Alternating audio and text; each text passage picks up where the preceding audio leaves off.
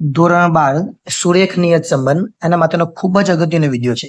એ તમારી એકમ કસોટી હોય, પ્રથમ પરીક્ષા હોય, દ્વિતીય પરીક્ષા હોય કે પછી વાર્ષિક પરીક્ષા હોય, એના માટેના જે MCQ અને એક વાક્યમાં જવાબ છે એટલે કે સેક્શન A અને સેક્શન B, તમે આ વિડીયો જોશો એટલે સંપૂર્ણ રીતે પૂરું થઈ જશે. સેક્શન A અને સેક્શન B ના આ સિવાય કોઈ પણ પ્રશ્નો કોઈ પણ પરીક્ષામાં ન પૂછાય. આમાં આપણે સ્વાધ્યાય લઈશું, ત્યાર પછી સ્વ અધ્યયન લઈશું અને ત્યાર પછી બોર્ડની પરીક્ષામાં પૂછાયેલા જે પ્રશ્નો છે એ પણ લઈશું. જવાબ સહી છે, જવાબ કેમ આવે એનું કારણ પણ આપણે અહીંયા દર્શાવેલું છે. જોઈએ, નીચેના પૈકી કયો વિકલ્પ બે ચલ વચ્ચેનો વિધેયાત્મક સંબંધ દર્શાવે છે? તો એનો જવાબ આવશે નિયત સંબંધ અને એનું કારણ પણ અહીંયા આપવામાં આવેલું છે. કયા કારણસર એ જવાબ આવે એ. એટલે આપણે વધુ વાત નથી કરતા, સમય તમારો કિંમતી છે, એ કારણ તમારે જોઈ લેવાનું, કે દરેકમાં કારણ સમજાવવા જઈશ તો વાર લાગશે. ઓકે, આગળ. નિયત સંબંધની શ્રેષ્ઠ અન્વયોજિત રેખા કઈ રીતથી મેળવાય છે? તો જવાબ આવશે ન્યૂનતમ વર્ગોની રીત. અને કઈ રીતના મેળવાય છે એ અહીંયા આપેલું છે. ત્યાર પછી પ્રચલિત સંકેતમાં BYX એટલે શું? BYX ને શું કહે? તો જવાબ આવશે C. x ની કિંમતમાં 1 એકમનો ફેરફાર કરવાથી y ની કિંમતમાં થતો અંદાજિત ફેરફાર. ત્યાર પછી આગળ છે નંબર 4. નીચેના પૈકી કયો વિકલ્પ સાચો છે? તો જવાબ આવશે D. BYX બરાબર R ઇન્ટુ SY ના છેદમાં SX.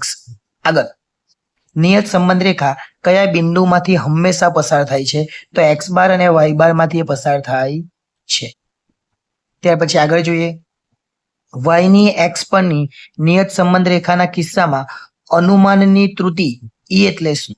તો E એટલે y માઇનસ y કેપ. આગળ, જો વસ્તુનું વેચાણ એ તેના જાહેરાત ખર્ચ પર આધાર રાખે તો કઈ નિયત સંબંધ રેખાનો ઉપયોગ થાય છે? તો જવાબ શું આવશે? વેચાણની જાહેરાત ખર્ચ પરની નિયત સંબંધ રેખા. અને એનું કારણ પણ નીચે છે. આજ સુધી તમને કદાચ કારણો ન મળ્યા હશે, ડાયરેક્ટ જવાબ જ મળવાના છે એટલા માટે. નીચેના પૈકી y ની x પરની નિયત સંબંધ રેખા કઈ છે? y ની x પરની આપણું સૂત્ર આપણને ખબર છે, y કેપ બરાબર a વત્તા bx. આ નહીં આવે કેમ કે આમાં સ્ક્વેર છે ને.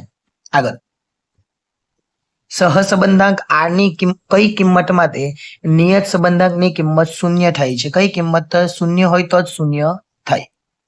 આગળ, 10મા નંબરનો પ્રશ્ન.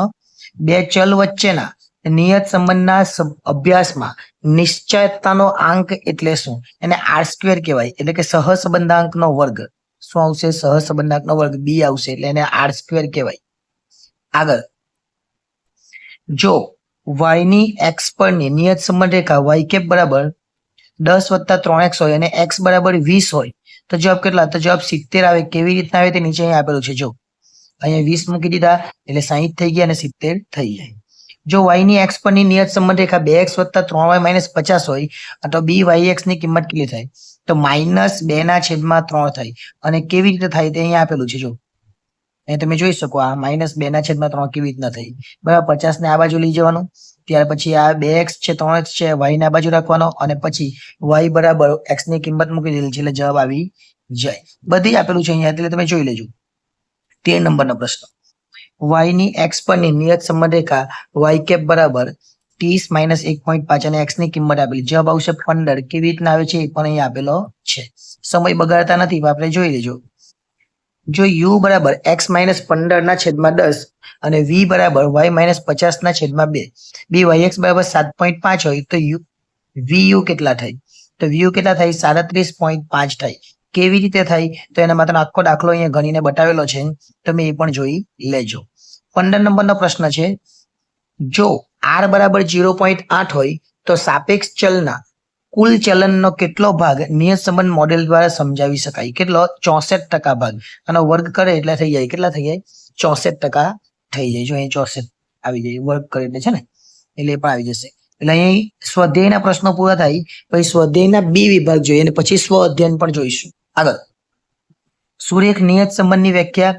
બે સહસંબંધી ચલો વચ્ચેનો ગાણિતિક કે વિધેયાત્મક સુરેખ સંબંધ જેના દ્વારા નિરપેક્ષ ચલની કોઈ આપેલી કિંમત માટે અનુરૂપ સાપેક્ષ ચલની કિંમતનું અનુમાન થઈ શકે તેને નિયત સંબંધ કહેવાય.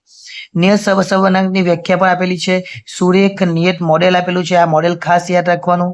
ત્યાર પછી નિયત સંબંધ રેખાને ત્રુટિ કોને કહેવાય? તો ત્રુટિનું સૂત્ર આપણે આગળ પણ જોઈ ગયા. નિયત સંબંધની શ્રેષ્ઠ અન્વયોજિત રેખા મેળવવાની રીતનું નામ ન્યૂનતમ વર્ગોની રીત. નિયત સંબંધાંક શેના પરિવર્તનથી સ્વતંત્ર છે? તો ઉગમ બિંદુના પરિવર્તનથી સ્વતંત્ર છે. અને કોના પરિવર્તનથી સ્વતંત્ર નથી? તો કોના નિયત સંબંધ એ માપ એટલે કે સ્કેલ પરિવર્તનથી સ્વતંત્ર નથી. જો કોઈ નિદર્શ બિંદુ અન્વયોજિત રેખા પર પડતું હોય તો ત્રુટિની કિંમત કેટલી છે? ત્રુટિની કિંમત 0 થાય.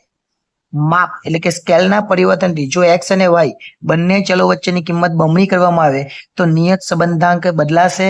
તો જો cx ને cy બરાબર 1/2 થશે. શું થશે? અહીંયા જો બમણી કરવામાં આવે તો નિયત સંબંધાંક બદલાશે નહીં, કારણ કે cx બરાબર cy બરાબર 1/2 થશે એટલે બદલાશે નહીં. જો r બરાબર 0.5, sx બરાબર 2, sy બરાબર 4 તો નિયત સંબંધાંક byx ની કિંમત, તો byx ની કિંમત કેટલી આવે? તો એના માટેનું આપણું આખું સમીકરણ આધારિત નીચે જવાબ આપેલો છે. જો byx બરાબર sy/sx એટલે કેટલો જવાબ આવે? 1 આવે. નિયત સંબંધ રેખા y કેપ બરાબર 31.5 1.85 x પરથી x માટેની કિંમત, તો x ની કિંમત અહીંયા મૂકી દે એટલે આપણો જવાબ 50 આવશે.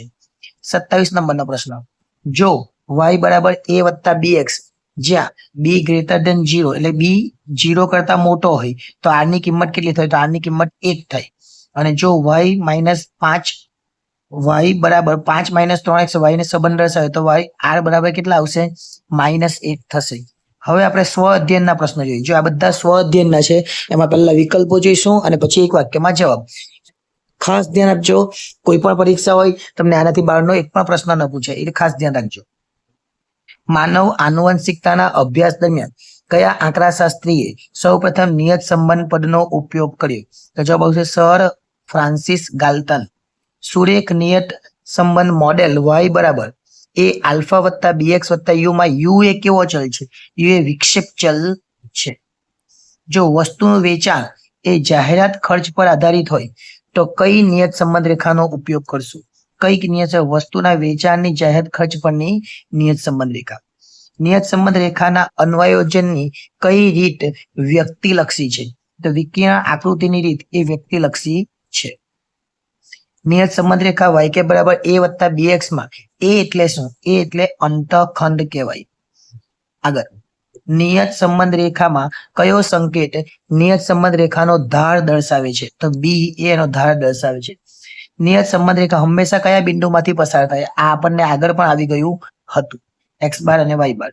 જો b ગ્રેટર ધેન 0 હોય તો નિરપેક્ષ ચલ x ની કિંમતમાં વધારો થાય તો સાપેક્ષ ચલ y ની અંદાજિત કિંમતમાં કેવો ફેરફાર થાય? તો એમાં પણ વધારો જ થાય.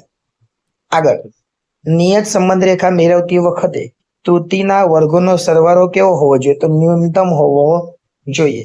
જો y ની x પરની નિયત સંબંધ રેખા ખાલી x ની જગ્યા પર 35 આપણે મૂકવાના છે, x ની જગ્યા પર 35 મૂકે એટલે જવાબ આવશે 177.5.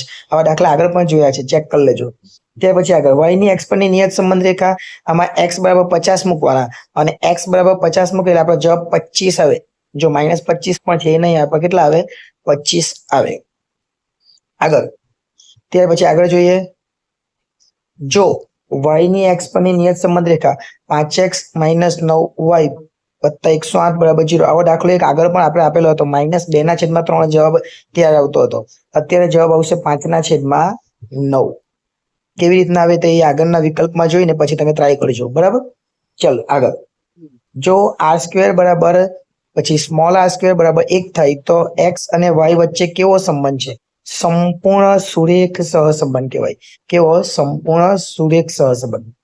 જો u બરાબર x - 400/100 અને v બરાબર y - 25/5, byx બરાબર 2.8 હોય તો bvu શોધવાનો છે. તો કેટલો જવાબ આવશે? 56 જવાબ આવશે. ચેક કરવાનો એ પણ તમારે. બરાબર, આગળ ચાલીએ.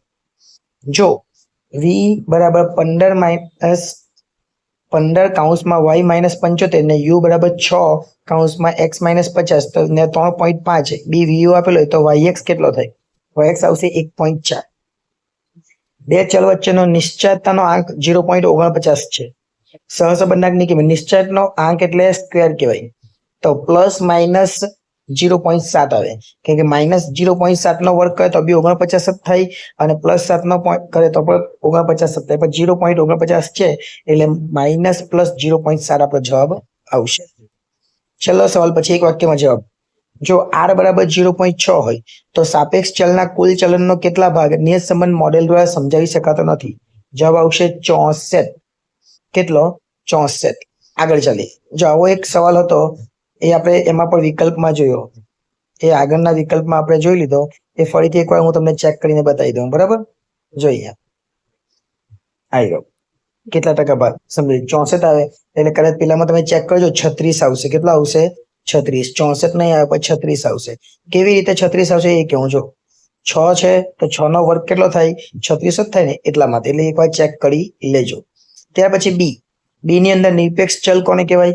કાર્યકારણનો સંબંધ ધરાવતા ચલમાં કારણ સ્વરૂપને નિરપેક્ષ અથવા કારણભૂત ચલ કહે છે, જેને સંકેતમાં x વડે દર્શાવાય. સાપેક્ષ ચલ તો સાપેક્ષ ચલને y વડે દર્શાવાય. સુરેખ નિયમની વ્યાખ્યા પછી મોડેલ છે, આ બધું આગળ આવી ગયું છે. પણ હવેથી જે પ્રશ્નો આવવાના છે એ કયા પ્રશ્નો આવે? બોર્ડમાં પૂછાયેલા પ્રશ્નોમાં આપણે લીધા છે, એટલે જોઈ લેજો. નિયત સંબંધ રેખાનો અન્વયોજિત રેખામાં 2 છે, વિકિરણ આકૃતિ અને ન્યૂનતમ વર્ગની. વિકિરણ આકૃતિની વ્યાખ્યા અહીં આપેલી છે. નિયત સંબંધ સંદર્ભ વિકિરણ આકૃતિની મર્યાદા પણ અહીં આપેલી છે.